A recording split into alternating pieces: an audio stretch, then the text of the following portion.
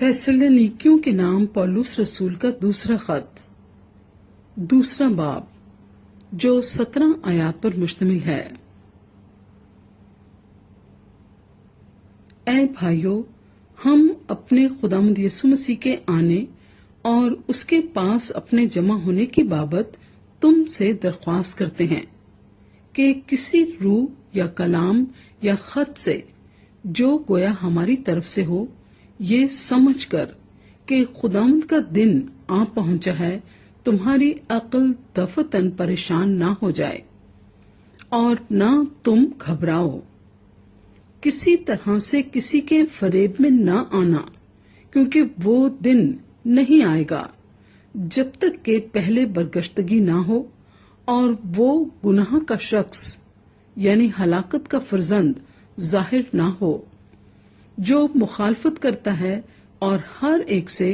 जो खुदा या माबूद कहलाता है अपने आप को बड़ा ठहराता है, यहाँ तक कि वो खुदा के मकदस में बैठकर अपने आप को खुदा जाहिर करता है। क्या तुम्हें याद नहीं कि जब मैं तुम्हारे पास था तो तुमसे ये बातें कहा करता था? अब जो चीज उसे रोक रही है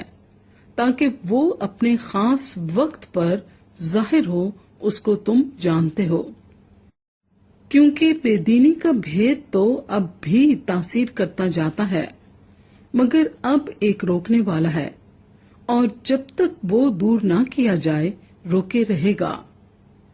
उस वक्त वो बेदीन जाहिर होगा जिसे खुदावंद यीशु अपने मुंह की फूंक से हलाक और अपनी आमद की तजल्ली से नेस्त करेगा,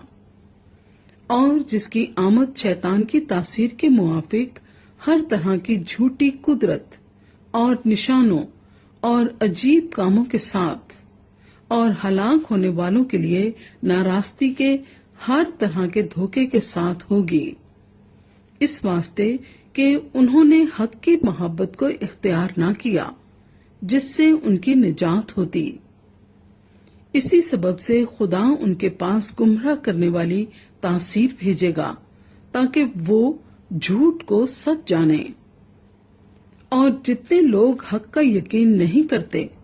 बल्कि नाराजगी को पसंद करते हैं, वो सब सजा पाएं।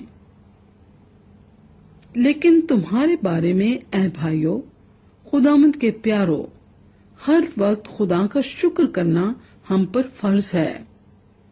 क्योंकि खुदा ने तुम्हें इब्तिदा ही से इसलिए चुन लिया था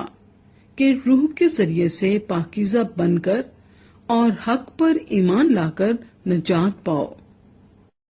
जिसके लिए उसने तुम्हें हमारी खुशखबरी के वसीले से बुलाया ताकि तुम हमारे खुदावंद यीशु मसीह का जलाल हासिल करो। बस ऐ भाइयों, साबित कदम रहो और जिन रवायतों की तुमने हमारी जुबानी या खत के जरिए से तालीम पाई है, उन पर कायम रहो। अब हमारा खुदावंद यीशु मसीह खुद और हमारा बाप खुदा, जिसने हमसे मोहब्बत रखी और फजल से अब्दी तसल्ली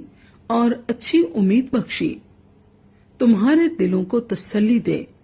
और हर एक नेक काम और कलाम में मजबूत करे।